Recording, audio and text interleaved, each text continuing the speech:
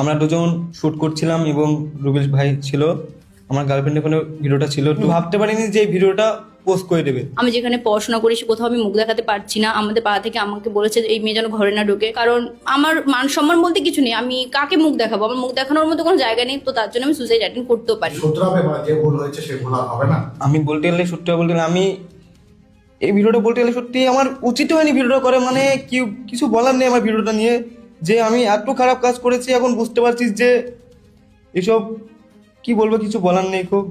আর তোমাদের মধ্যে সম্পর্কটা কি দুজনের মধ্যে? সম্পর্কটা বলতে গেলে আমরা গার্লফ্রেন্ড বয়ফ্রেন্ড। আমি আপনাদেরকে আবার অনুরোধ করছি যে ভিডিওটা আপনারা আর কেউ পোস্ট করেন না, আর আপনাদের ফোনে থাকলে ভিডিওটা ডিলিট করে দেন। আর আমাকে কেউ ইনস্টাতে এবং ফেসবুকে বাজে বাজে কমেন্ট করবেন না, আর কোলাবোরেশন তো করবেনই না। আমার নিজেরই খারাপ লাগছে ভিডিওটা, কারণ আমি তো ভুল করেছি। আর আপনারাও আমার এই ভিডিওটা বেশি বেশি করে শেয়ার করে ভুল করছেন। হয়তো আবার আপনারা এই ভিডিওটা নিয়ে রোজ করবে, তে বলবে তুই ভিডিও পোস্ট করেছি, তো আমরা তো বলবোই, আমরা তো ভিডিও পোস্ট করবে। আপনারা অনেকেই বলছেন। তো সত্যি বলতে গেলে আমি আগে থেকেই ভাইরাল ছিলাম, আর সত্যি বলতে আমার মান সম্মান নষ্ট করে আমি কখনো চাইবো না যে আরও ভাইরাল হতে।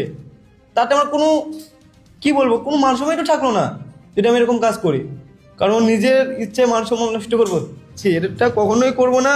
যেহেতু ভিডিওটা করেছি, আমি ভুল করেছি, আমার লাইফে যদি বড় ভুল হয়ে থাকে সব থেকে, তাহলে এটাই আমার লাইফে সব থেকে বড় ভুল। আর আপনারা এরকম বলে আমার কখনো দেখতে পাবেন না। তো আপনাদেরকে অনুরোধ করছি আপনারা বাজে কমেন্ট কেউ করবেন না।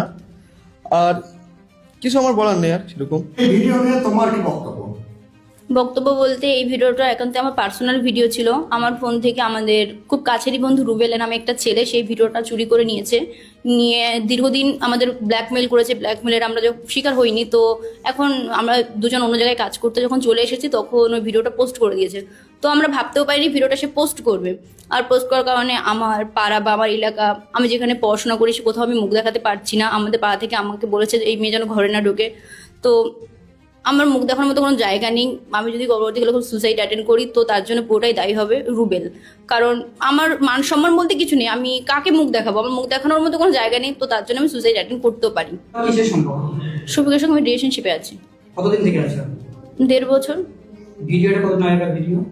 1.5 বছর, মেবি 12-13 মাস। ওই মাসের মধ্যে? হ্যাঁ, ওর মধ্যে। এটা সোশ্যাল মিডিয়ায় তো এতটাই ভাইরাল হয়ে গেছে, এরপরে স্টেপ কি? যে রুবেল তো শুনলাম, আর আর আর তো কি? আমি সাইবার ক্রাইমে গিয়েছি, মানে রুবেলের নামে মামলা করা আছে সাইবার ক্রাইমে। তো সাইবার ক্রাইম থেকে আমাকে জিডি নাম্বার দিয়েছে, আমি থানায় মানে গিয়েছি। এই ব্যাপারটা আমি থানার ব্যাপারটা একটু পরে রিভিল করবো, কারণ হচ্ছে আমি ফার্স্ট তাদের সাজা যাই, সাজার পর আমি জিনিসটা রিভিল করবো। অনেকে তো ভিডিওটা দেখেছে, তাদেরকে তো আমি এটাই বলবো যে তোমাদের হয়তো ছোট বোন আছে, আজকে আমার পাড়ায় তো এরকম কত ভিডিও আছে।